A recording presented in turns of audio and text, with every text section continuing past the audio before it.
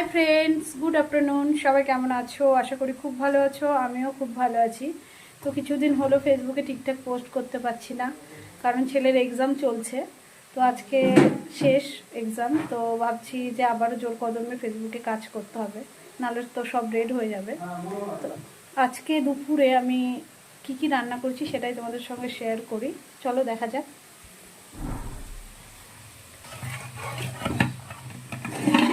এখানে গরম গরম বাসমতি চালের ভাত, এখানে উচ্ছে ভাজা, এখানে সিম আর বটবটি ভাজা, এখানে পালং শাক, বেগুন, আলু আর মাছের তেল দিয়ে ঘন্ট, আর এখানে মাছের মাথা দিয়ে কচুমুখী আর আলু দিয়ে মাছের ঝোল। মাছের ঝোল বলা যাবে না, মাছের মাথার ঝোল। আর এখানে লাল শাক ভাজা। এর মেনুতে এই পর্যন্তই।